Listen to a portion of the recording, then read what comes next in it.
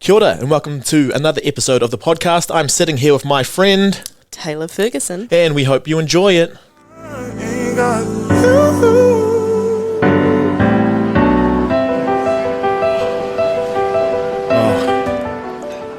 We are sitting here with probably one of the most famous guests we've ever had on the podcast. Whatever. You are too kind to me. Thank you for giving us this time. I've been wanting to get you on since I pretty much met you, which wasn't that long ago now. No. But this has been cool, and it's been cool to know that, I think when you get to know people, you only know them in one sort of light. So like before I knew anything about you, obviously, because of being at the rugby club, I'm like, oh, she plays rugby. But as everyone knows, people are multifaceted, and they have a whole lot going on. So we have Teilah Ferguson, a.k.a. Do you have any AKAs? What do people call you? A.k.a. T-Fergie. T-Fergie, yeah. T-Fergs on the beat, Ferg Burger, just classic. But then they took that name. Fergalicious, whatever you want. Of course, yeah. Up in the gym. No, but thank you for coming in because there's just so much that goes on in everyone's lives, and I think this is one of those, Dunedin's one of those weird places where you come to, it becomes your world for a little bit, but then you're off to do great things. So I've managed to get you before you go off and do some great things, but it takes, there's something that draws people here. So do you remember, what it was about Dunedin or Otago that was that's the place, that's where I'm going? Yes, so it was a day in my English class in year 13, and I was going through that period where everyone was booking halls and writing their halls applications, and I still didn't know what I wanted to do, but I did know that I wanted to go to university and kind of be that first one in the family to do that and set that pavement for future generations. So I was just looking through an Otago University booklet and how they have all the list of papers and courses, and then I was just going through from A to B to C, and then I saw food science, and I was like, oh, okay, we've got food and we've got science, and they've put it together, two things I love, so let's do it. And so I kind of went into the course knowing absolutely nothing about it. I just kind of signed up and just went from there. And with Otago, so did that just happen to be that it was a booklet that was there, or did you know people who had come here before, or were some of your teachers pushing you to come here, or what was it about Otago? Because you're not from here, right? No, definitely from Hawke's Bay, so I definitely wasn't the weather that brought me down here. Had a few friends in Otago, one being Charlotte. She was down here, and she kind of told me how cool it was. So I was like, okay, got to keep that as an option. Wellington was also another option, but I kind of did want to go somewhere that was a little bit uncomfortable for me. I wanted to be in an uncomfortable environment, and I thought this was probably the most uncomfortable environment I could be in, somewhere it's cold. Everyone who knows me knows I love the sun. Right.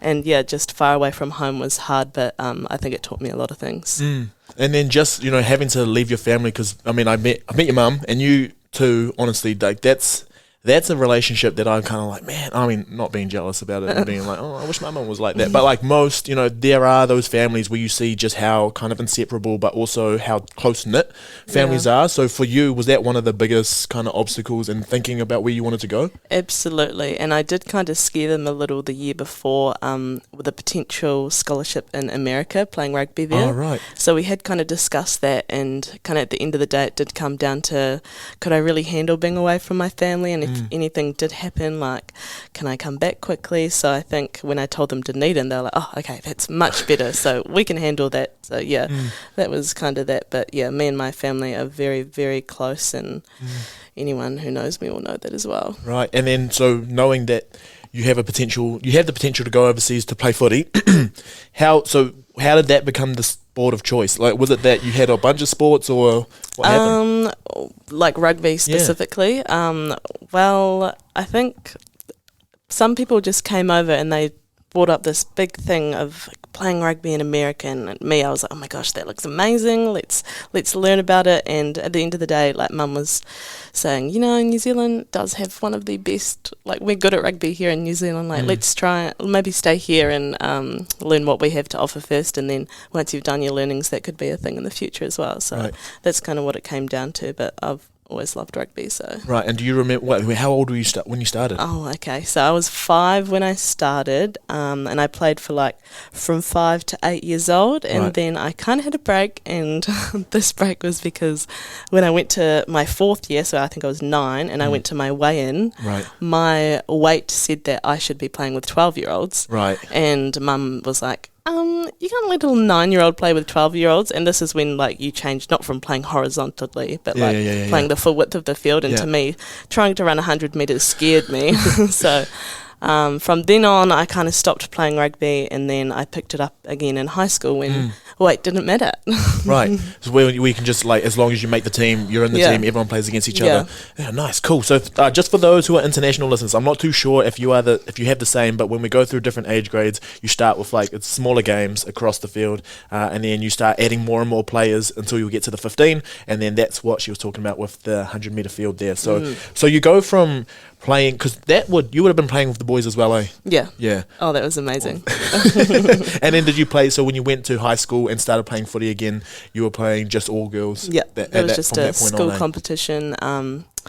Started playing, I think I was year 10. I had my year 9 year off because I was too scared to do anything in year 9, and then year 10 I came around to play rugby for the school, and just a little schools competition. I think there was about 4 teams, but it was a lot of fun. Any other sports as well?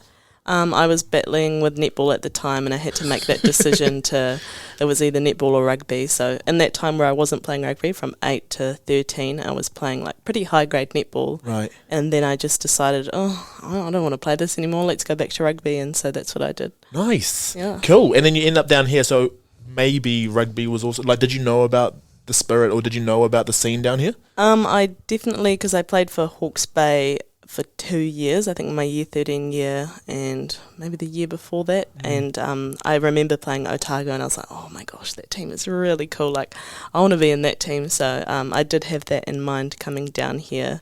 And I knew that where my flat was, it was just by Alhambra. Right. So I didn't really know how to pick a rugby club, but that was outside my flat. So I was like, let's play for this club. And that ended up being one of the best decisions ever. Awesome. That's so cool. That's so cool. So before we get into the footy stuff, and obviously as part of your ventures going forward for footy and the exciting stuff that's coming, we'll talk about a bit of your academic side, because it's probably the stuff that isn't showcased as much, except you are on posters in a couple of buildings around here. And I didn't actually get to know too much about what you were studying, but in terms of your undergrad and then wanting to do a semi-postgrad with your honours, what was it that grabbed you during your degree to be this is cool? Yeah. So my degree, food science, a lot of people actually kind of think that I'm either a nutritionist or I'm a chef, and I'm neither of them. I'm a home chef, I'll say that, but not a qualified one. So food science is kind of as it sounds, learning food to the molecular level, and then looking at new product development. So anything in a packet was made by a food scientist, and with that you got to look at shelf life testing, microbial stuff, it encompasses a range of things, and marketing and packaging, it really covers the whole kind of food chain sector. That I didn't know I was getting into that, but a year in, and I really was enjoying it. And then on our last year, on my 3rd year, we had one of our papers was a full year new product development. So we had partnered with an actual food company, and mine was the Rocket Apples back in Hawke's Bay, and they were creating a red fleshed apple, so you cut inside and it was red. It was red as well. Yeah, and they were like, okay, we're going to give you some of these, can you come up with 3 concepts that can be made using these apples? So we made some cider, we made some apple crisps, and I think our last one was a sorbet. And after doing that, from concept making to marketing to sensory testing, it was a lot of fun, and from then I knew that I wanted to do postgrad.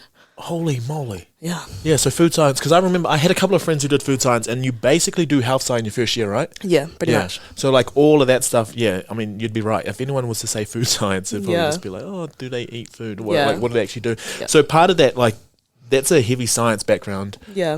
Was yours more on the side of, because it sounds like it's a bit of everything. It's a bit of, it really is. When you were talking about it, you could be one of those visionary people who has a huge idea or grand idea, or you could be that person who's working at the very molecular level.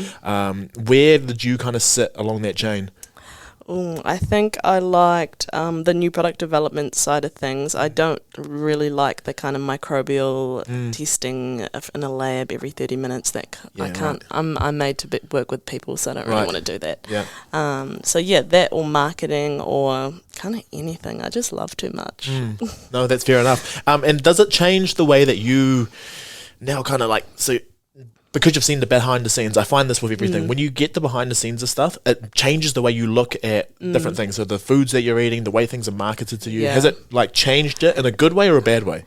I think both good and bad. I guess it's kind of opened my eyes a little to common things that we see on packaging, even that we think is good. Like a green package, we instantly think, "Oh, this is healthy. This is all about nature."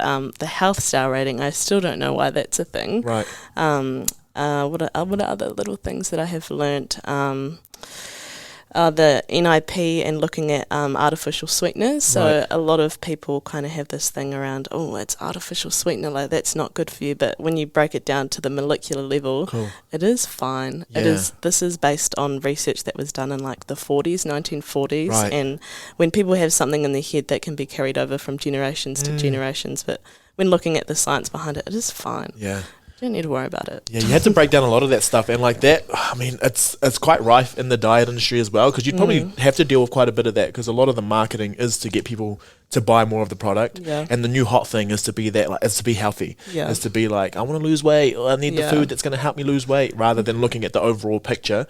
So when you were kind of going through what you were going through, and say product development and all that, where does do you have a strong ethical and moral compass when it comes to that stuff? I know, because at the end of the day, we want to make as much money as possible, but you said you like helping people. Yeah, I might have just chucked this right at you, but I'm sure you're a nice person.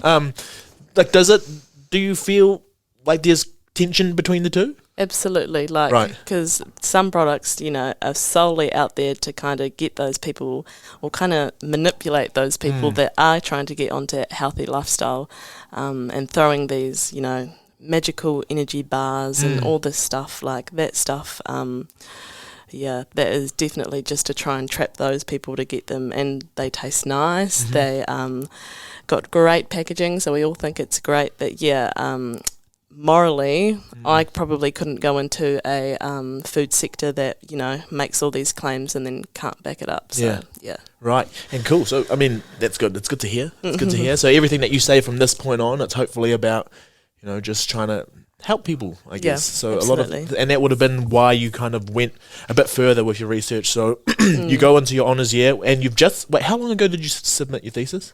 Your 3 weeks ago. Yeah. So it's still pretty fresh. So we're gonna bring it back so that we can talk about what you actually did. But through your department, you can either go through your regular degree, or you had that opportunity to do honours. And for you, was honours, once you hit that paper, you were pretty set on doing it? Yeah, I kind of always knew that I wanted to do honours. I just, always got to one-up myself. So I was okay, let's do honours. What's another year? So did that, and pretty much it all started with a list of research projects and a list of supervisors. And I chose to look at how dietary behaviour, how pregnancy affects dietary behaviour, and that kind of got changed into another topic surrounding the sensory abilities of those that have been pregnant. So to break that down, that pretty much just means, is there a difference in the way that someone that has been pregnant tastes food? So the saltiness, the sweetness, sourness, is there a difference? And same with smelling, because you know how some pregnant people can be like, oh, I'm so sensitive to smelling, some odours really put me off. So we looked at that, and then we also looked at textures, different textures, and then lastly portion sizes. So just seeing if the way that someone who has been pregnant looks at portion sizes, do they perceive it the same as someone that hasn't? And this kind of whole question was put together because there is little research about it, but there is research saying that there are long-term effects kind of in the brain area that processes these sensory stimuli. So we're just thinking if we can really knuckle that down and see if there's a difference. Right. And is that from, so you would have, I mean, that sounds like that's huge. It was huge. Because like if you just went in on texture on its own, you could like break texture down multiple levels. So did you have was this a team and you all had different parts, or was this you by yourself? Or Well, I was working with a PhD student, and it was her first year and it was my first year. So we created like this whole method and conducted this study like kind of side by side. And once I finish, she's just kind of still going and recruiting, because I think in my time I recruited about 20 to 30 participants, but the whole study will require something around 160. Right. So you worked with 20 to 30 people. Yeah. And they came in 3 times for 1 hour, and they tried 180 samples each per session. Right. It was a lot. And then they did a questionnaire on the different things, or they did a food frequency questionnaire, so we could get their dietary behaviours as well. So they had also done a 4-day dietary record to see if we can match that up as well. Right. Wow.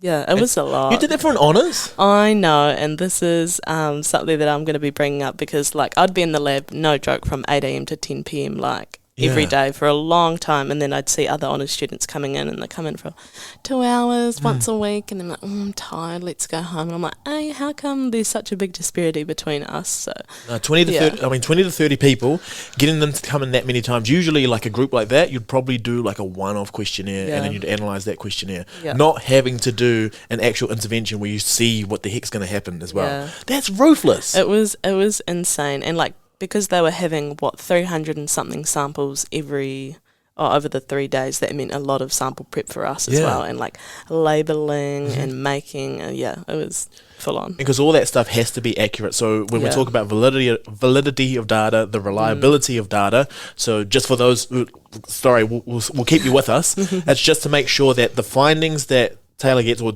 Teilah's team gets is good stuff, and that we're actually properly reflecting what is happening. So all of that stuff, a lot of the prep actually is probably like 2 to 3 hours to every half hour that you actually do with someone.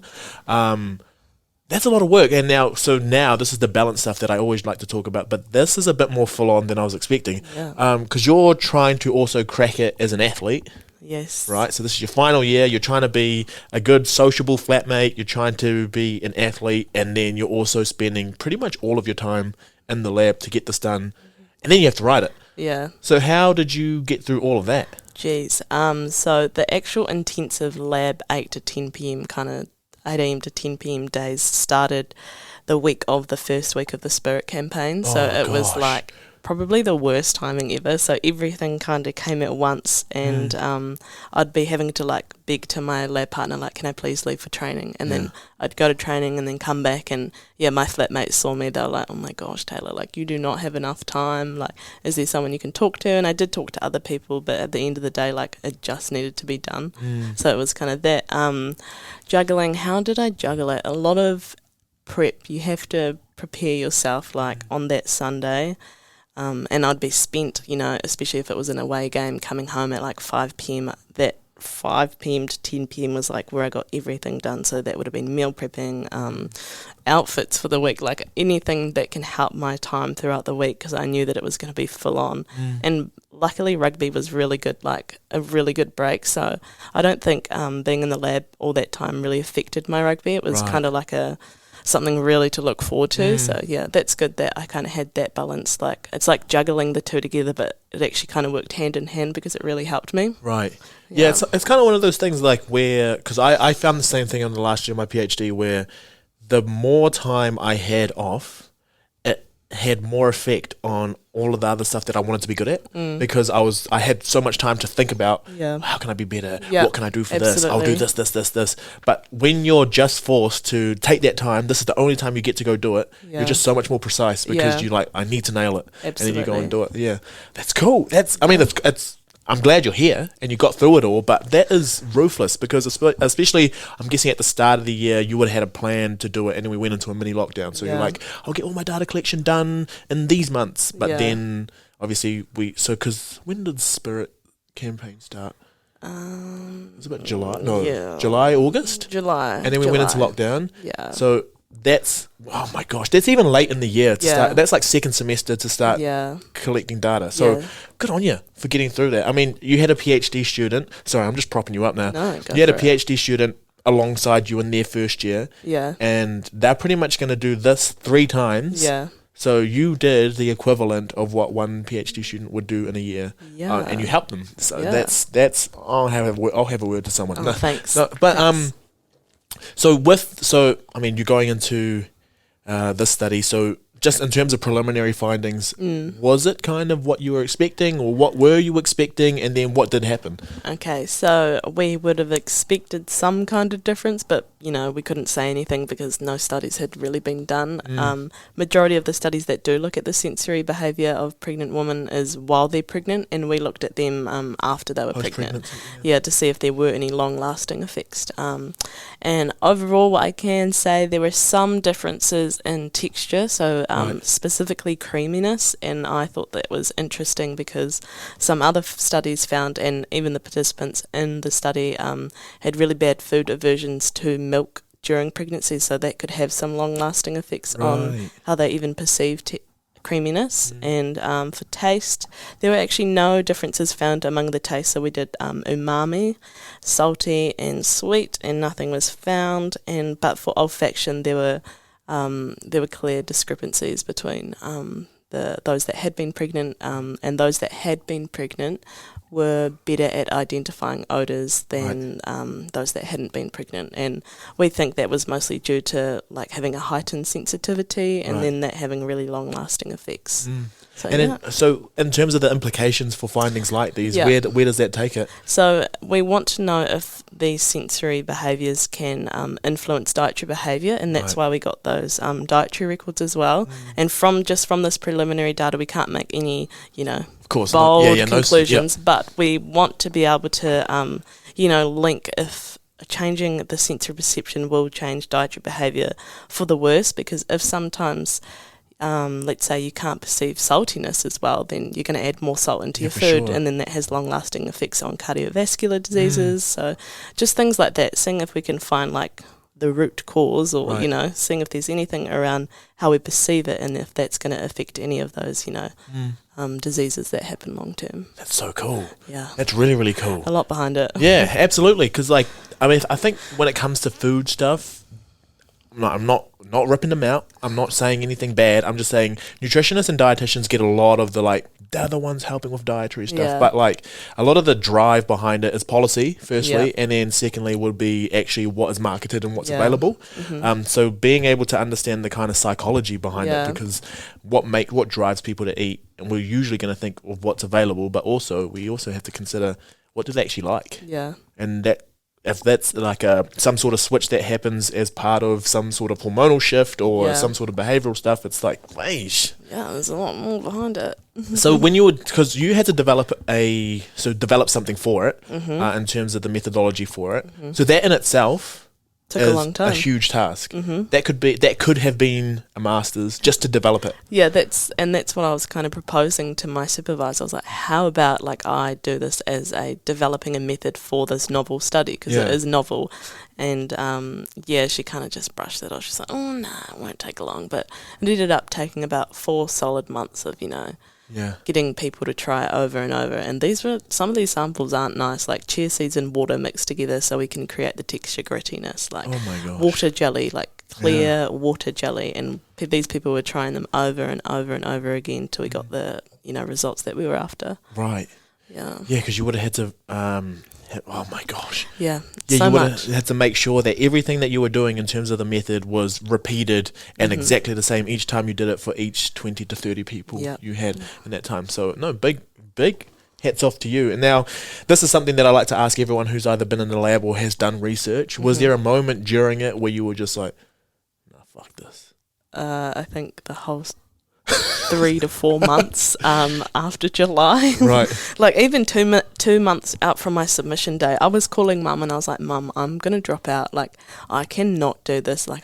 It's not worth it. I'm not doing it. I am completely okay with myself if I just pull out right now. Right. And so she actually called the multi-department and they gave me a call. And actually that was probably one of the best things that she's ever done. And I had some people come and talk to me and had some support and writing workshops, which were great. And honestly, the biggest, I think, thing that didn't make me drop out was COVID. It came at the perfect time for me. Right. Yeah. Oh, because you would have gone into lockdown as you were writing? I kind of just had to work with what I had, so I did have about 23 participants worth of stuff. I was aiming for 30, but I mean, then you can pull the COVID card and say, I've got 23, and so that just gave me all this time to write, and it was amazing. Like, I was spending all my days writing, and I think I was being so productive that I ended up having, like, a couple of weeks off, so...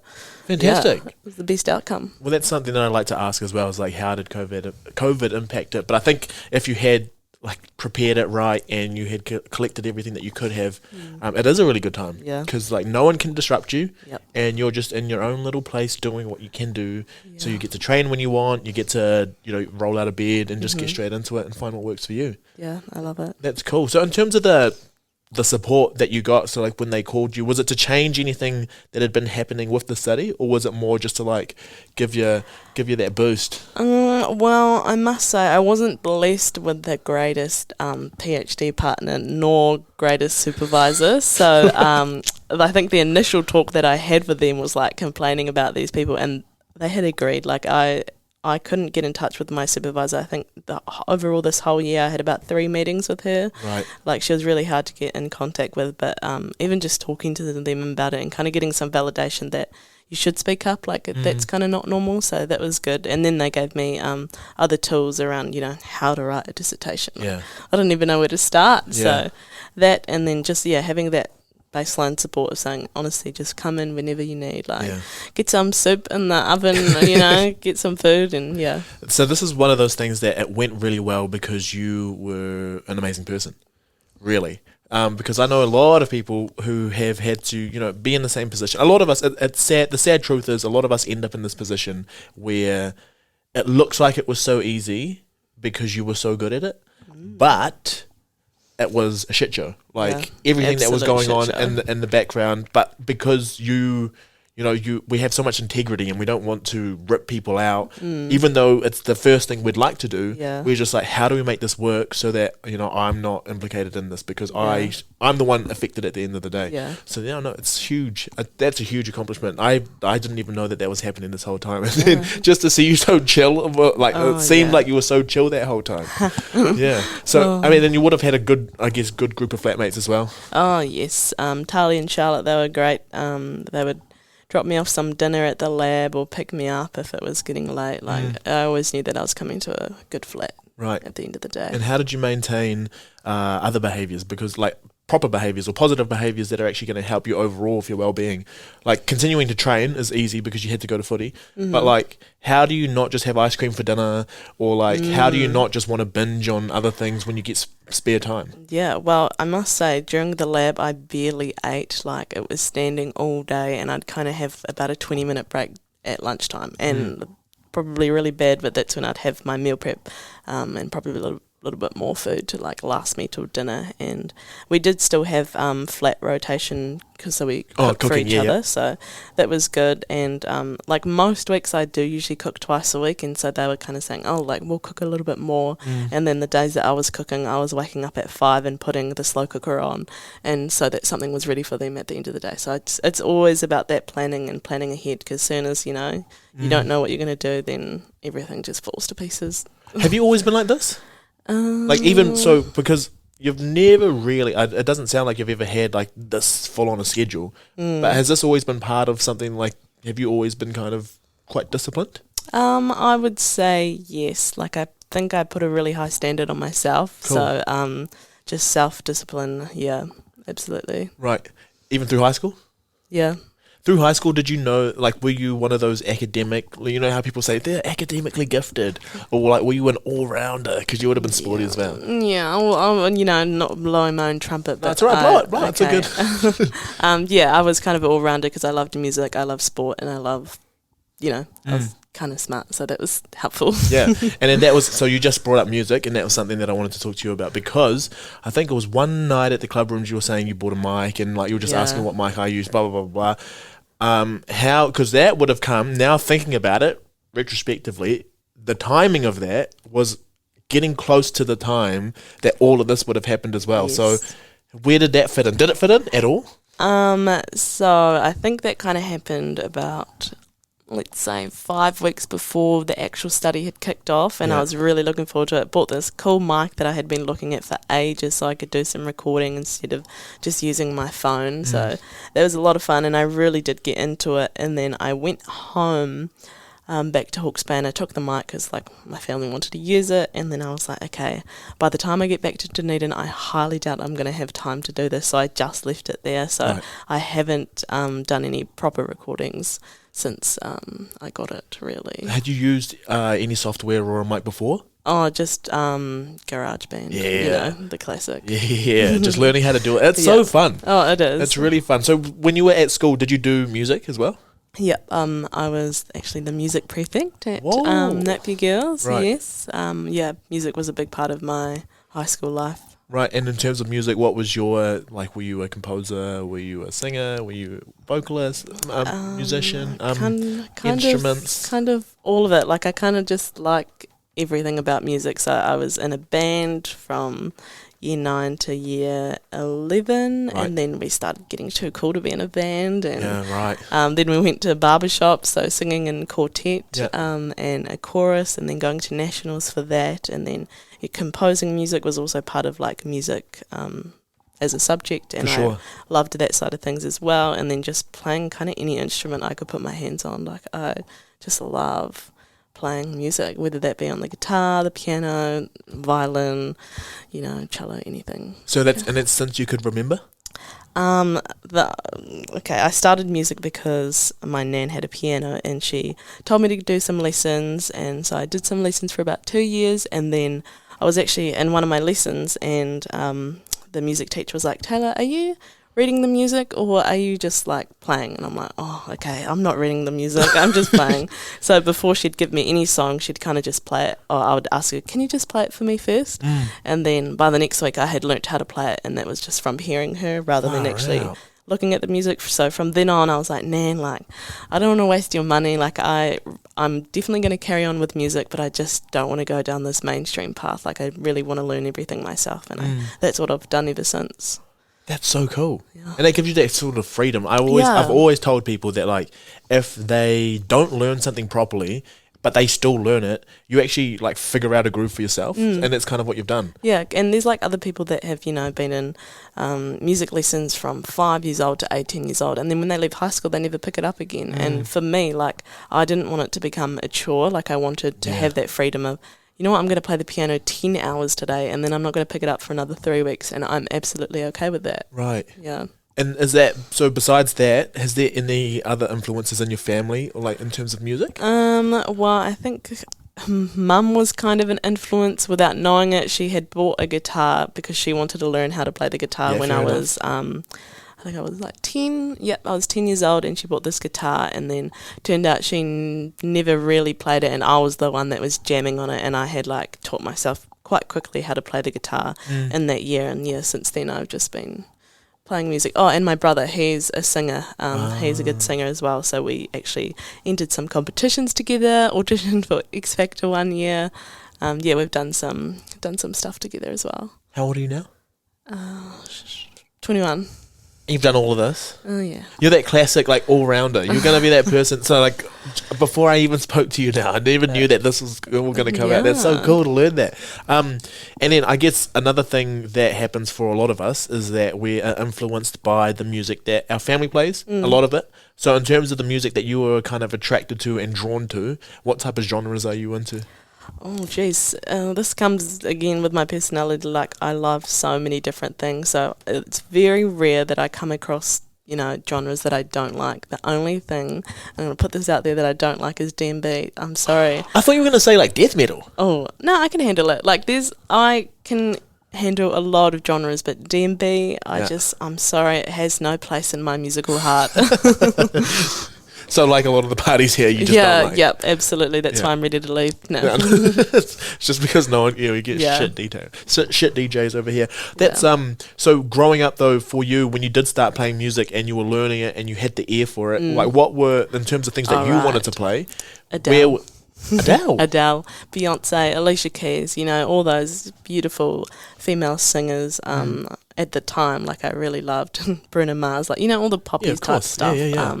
I actually frothed it when I was growing up, and I was always on the hunt for a new Adele song to learn and then sing, and then it was amazing. And writing your own songs? Yeah, that kind of came in around when I was 16. I started writing my own music. I think I'm probably better at composing the music rather than figuring out lyrics. Like, I'm not good with words. Right. But if someone wants to give me lyrics, I'll definitely play a song to it. Okay. Yep. So of the songs that you have written, and the ones that you're proud of, what are they mostly about?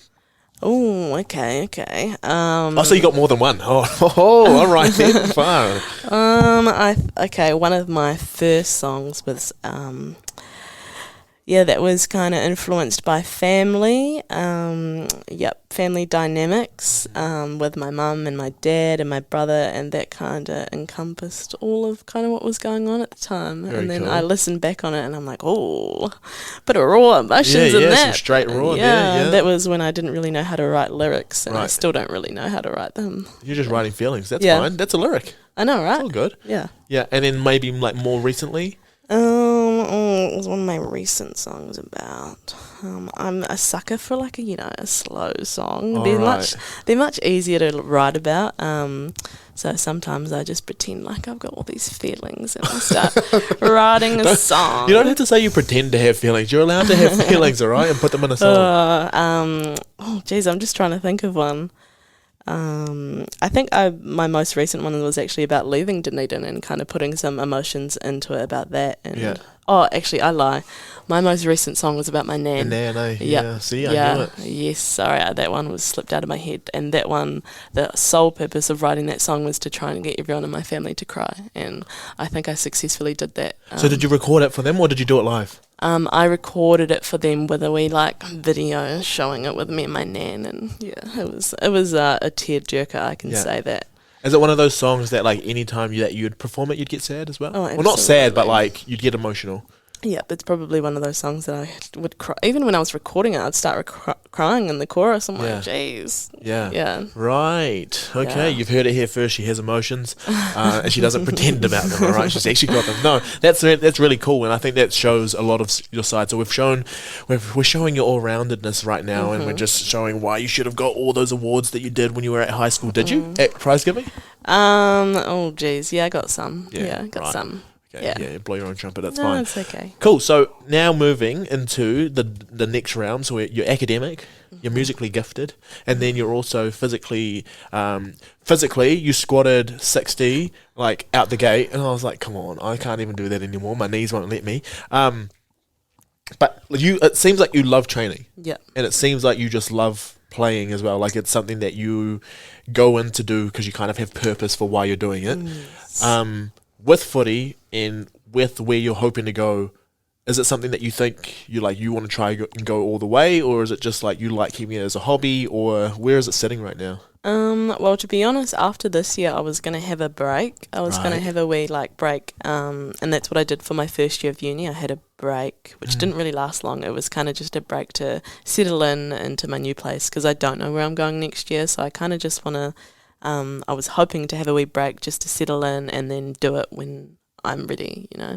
But obviously, I am playing rugby next year, and so that's all good. I'll juggle it. Right, you'll juggle it. Yeah. But can you announce it? Can you do the cool announcement? Okay, yes. So, I'm part of the Hurricanes team, female team next year, and that's going to be awesome and exciting, and I'm definitely very, very grateful for this opportunity. And So how this works, I don't know how you can talk about it and stuff, but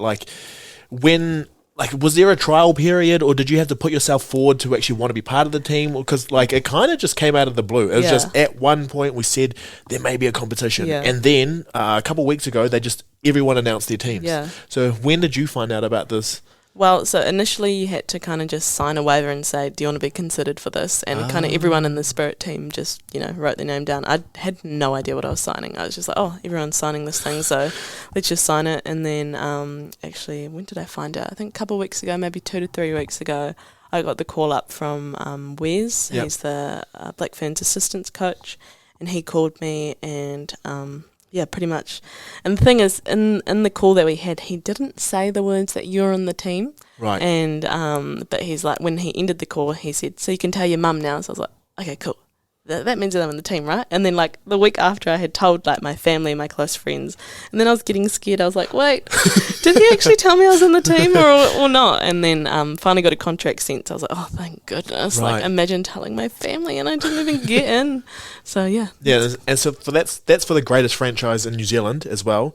For the Hurricanes franchise, just black and yellow all day. Black and yellow. Like, it made me cry when I saw that. I was like, "Get you out there, blue. Put you in there, black and yellow." Yeah. So, where are you going to be based then next year? Do they know don't anything? Even know. Okay. They don't even know. So I had my first one-on-one 2 days ago, and they're deciding whether we are based in Palmerston North or in Wellington. Okay. And yeah, I don't really care where. So.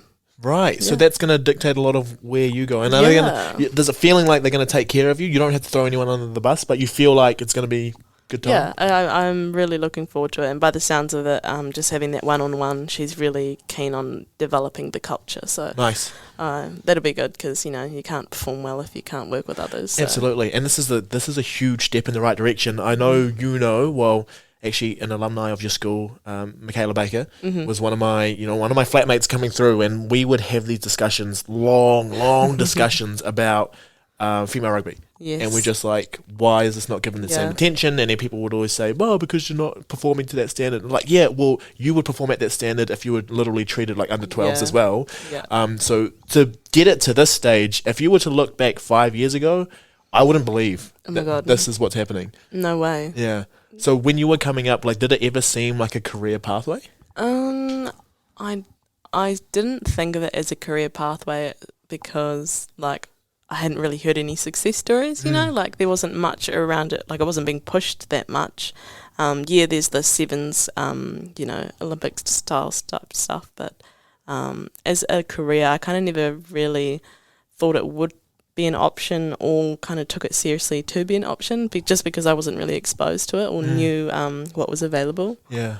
And then in terms of your playing and like coming into different places, how did you...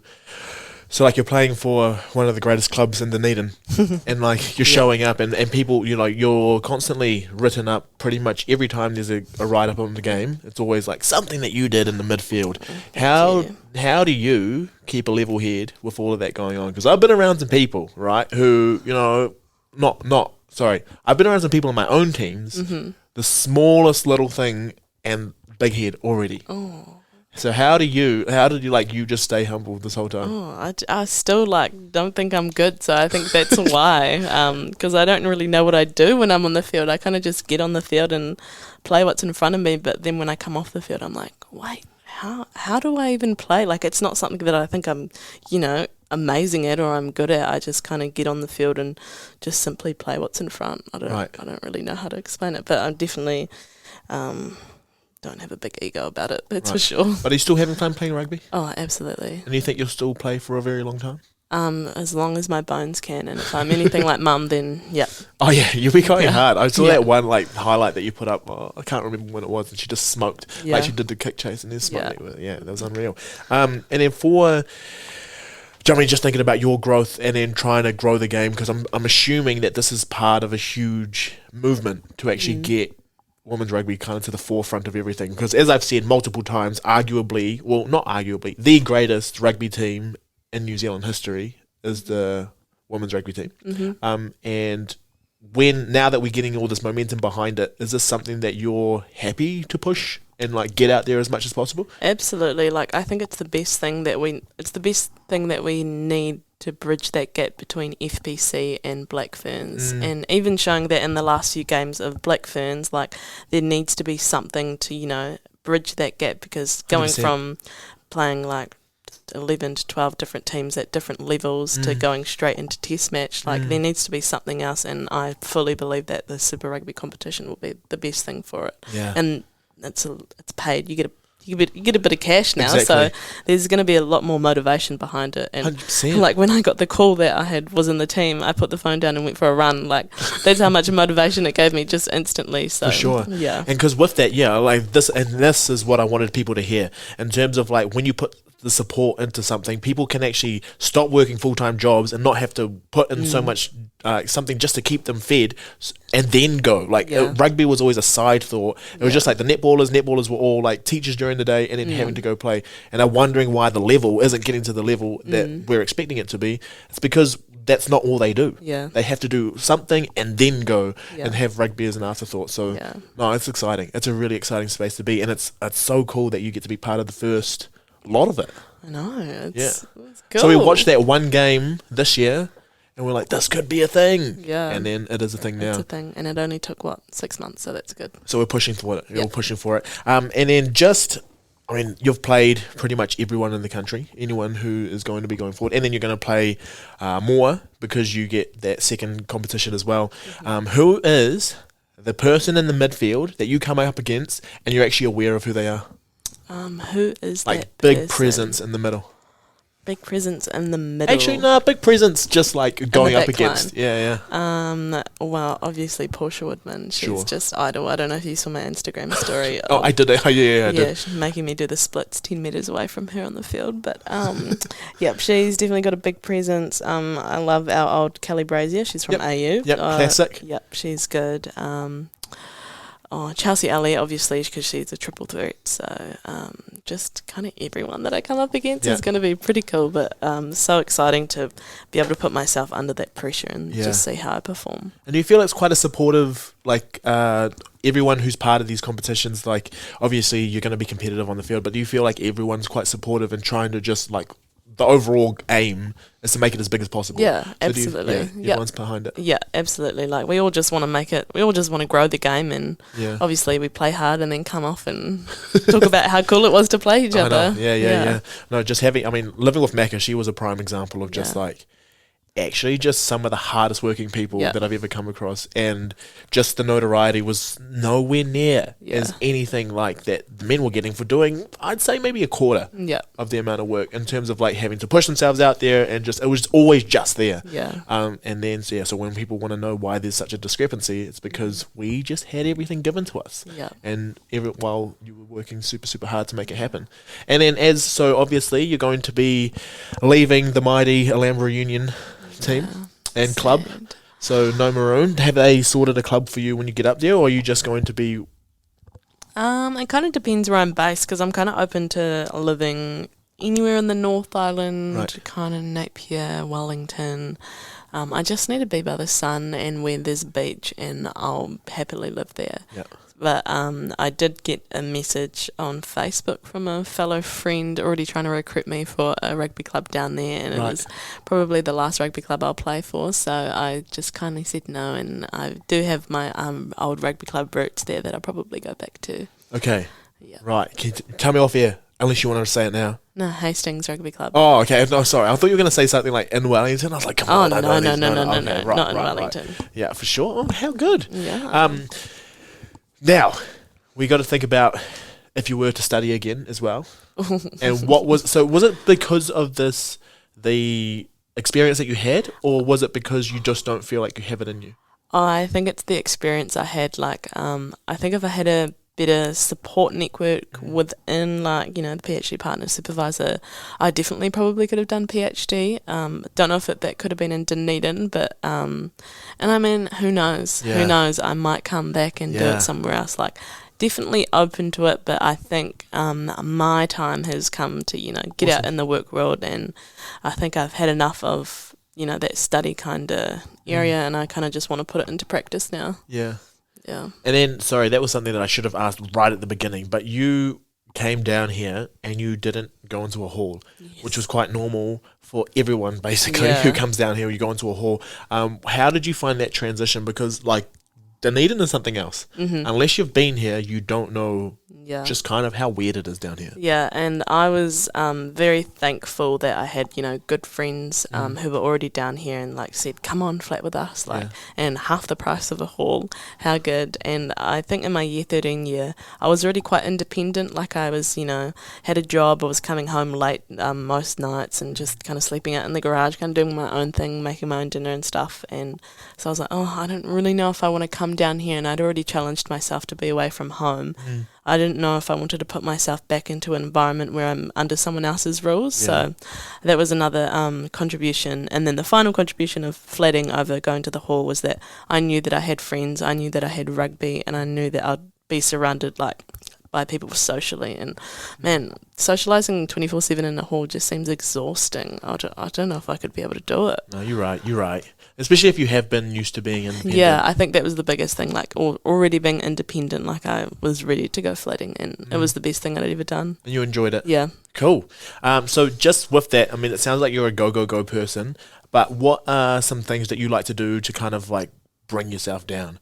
I think, it can be full on, and sometimes when you're a full on person, all you want to do is be full on. Mm-hmm. But what's your music and cooking is my little escape, so that's when music comes in really handy. And just did some more recording yesterday, and I just really and I know when it comes, I know when that time comes, and it's Teilah, you just need to pick up the guitar. Yeah. And so I could just be studying, and then I look at my guitar over there, I'm like, okay, yeah, let's have a little jam, and then that kind of just resets me. And I think music has definitely been one of my best grounding activities. And then cooking, I love cooking, so cooking my dinner at the end of the day is such a treat for me. Right, so it's not one of those things where you're I still have to cook dinner. No, it's not for me. I absolutely love it. What a time to be alive. I know. Do you, when you are cooking dinner though, is it one of those things that you like to be by yourself while you're doing it, or you don't mind having conversations when someone's there, or is that your... I don't mind having conversations, but those that are in my flat will know that I'm quite particular and a bit controlling in the kitchen. So I think for them's sake, they kind of just leave. And that's fine by me. I'd rather just do everything myself. Yeah. And just before it, so it was interesting you said it, where obviously there are people in this country and top people in this country who think that you have what it takes in terms of being a really good rugby player, but you didn't believe it yourself, or you feel like you just go out there and play what's in front of you. Obviously, it's not that simple. Yeah. Why? Well, when are you going to get to that point where you're actually confident in what you're doing, or is it that you have that confidence but you don't want to seem like you're confident? Good question. Sorry, what a counselor question. I think deep down I know that I think I'm good at faking it till I make it, and that kind of gives me the confidence. I have confidence in myself to fake it till I make it, if that makes sense. You know that you'll make it. Yeah. Yeah, all right. If I fake it. Okay. So you'll pretend that you're faking it for a little bit, but then once you make it, you're I was aiming for that. Yeah, and with the Super Rugby stuff, a lot of other people have told me make sure you're not just being grateful, make sure you're going out there and really giving it what you've got. And I was okay, yeah, that's good advice. Yeah. And do your hair properly so it's not getting pulled everywhere. Yeah, that was the best photo I've ever seen. Yeah, I have. Even my landlord messaged me. He's like, "Can you cut your hair?" So yeah, maybe I might cut my hair this summer. We'll see, but don't do it. Nah, deep down I won't. Yeah, good. Cool. So I just have one question that I ask everyone, and that's just because what I want to do. So I talk to really, really cool people, and you've been added to that list just because you just do enough. Made it. Yay. But I ask everyone just what is something that they do every day or close to every day that makes them feel like they have optimized the day. I go for a walk every day, and I listen to a podcast every day. So you do? Who knows? I might listen to yourself. I might listen to this podcast sometime soon when I'm going for my walk. Yeah. And what is it? So, when you're doing your walk, do you have a time of day that you try to do it, or is there anything specific about it, or do you just put that on and go? I kind of just know that I'm going to go for a walk at some time of the day, and I kind of set a goal for myself to get some steps in, increase the amount of steps that I'm doing every day. And I didn't want to put a number on it. I didn't want to say 10,000 steps because then it might become a chore, and I didn't want it to be a chore. So it's more increase the number of your steps, and chuck on a podcast that's going to better yourself. So that's kind of what I do. And then once I come back from my walk and I've listened to probably a motivational podcast or something, you just feel so ready. Yeah. Yeah. Yeah, no, this is proper. See, this is proper motivation. This is proper, when people say self-care and all that sort of stuff, it's what it looks like to you. Yeah. And, I think 100% of the time, most people are doing things to say that they've done it. And then they say that they're doing self-care, but you just kind of, it feels like the right thing to do. Yeah, if you start putting numbers on it and start, being too heavy on it, then it just becomes something that you don't enjoy, so. That's so cool. Yeah. Is that kind of, that seems like it's your lifestyle? That's that's everything. Yeah, just everything with numbers and like, trying to be too specific. Obviously I have a routine and I've got to be organised to some extent, but then I've got to have that flexibility to enjoy stuff. So. Right. Actually, going back in terms of the flexibility, sorry, man, that was my last question. That's not my last question. It's all good. Love it. So being in an academy environment, like because you have been at such high levels, how do you come back down a level? Because this is something that I know a lot of people have struggles with. When they come back down, it's kind of like you have all these skills, but it's like, how do I bring everyone else up with me? Like, did you have that? Because you got to go do other trainings and you got to go get better, but then there's kind of no bridge. You were talking about it before, between like club and then people who are playing at the provincial level. Yeah. But like when you do come back into the club environment, where do you see your kind of role? Because you obviously know quite a bit more than a lot of the people who are coming in. Sometimes first time players, sometimes like have just learned how to play. Like, where do you see your role in facilitating? Yeah. So, good question. In club rugby, like I think half of our team were first time players, and I was coming from academy trainings and like really knuckling down on really fine skills, and then coming back to teaching someone just how to hold a rugby ball. I think you got to have a lot of patience, and I think that's what some of the other girls kind of struggled with, just having that patience to walk them through it. And then I think I tried to be a role model at AU, like I was trying to be that person that was relatable and that they were comfortable to ask questions, even if it was, if they thought it was a dumb question. So I think the biggest thing from that is people in the FBC season, if we want to keep growing this game, it's going back to your clubs and like giving that support and giving those skills and delivering it in a really nice and, relatable way so they don't feel intimidated. Yeah. Yeah. Because it is hard to remember the first time you tried to learn something. Yeah. I know. Like just simple little things on how to hold a ball. I'm like, like you just pick it up, and then you just pass it. Yeah. But obviously it's not that simple. Yeah, I think you're right. Patience is the thing. Yeah. It's just not like someone drops it, you're like, and then hands up, throw the fucking table. Like, this club sucks. Because it's happening everywhere. Because, I mean, new adopters of the sport are coming through because of how much coverage that it's getting. People are seeing that it's a really cool thing to do. Yeah. No, that's cool. Teilah, thank you so much. And just to let everyone know that this is you're probably one of the most surprising guests I've ever had. Like surprising. Because we've been around each other for so long, but I didn't know that all of that other stuff was happening as well. You don't share too much. Like you're just quite to yourself, and you just keep that. So it's actually been a pleasure, and I've learnt quite a bit about you. And I wish I did it justice. I definitely didn't do it justice because I got caught off guard so many times. But I hope if there's anything, do one in a year's time, 1 in 3 years time. When you can give me some of your clothes, some of your Hurricanes gear. But just in terms of anything that you wanted to say to anyone who's hoping to get into academia or hoping to just be a better person overall, is there anything that you'd like to put out there? Okay. I think I think my motivational leaving quote was be 10% better than what you did before. Like picture things in little steps, because consistency beats intensity. And don't be afraid to do something that you're uncomfortable, because once you do things when you're uncomfortable, everything seems so much easier. 100%. Yeah. No, that's awesome. I'll leave it there. Thank you so much for your time. Thank you for having me. It was a pleasure. Looking forward to seeing how everything goes. Thank you. Alrighty.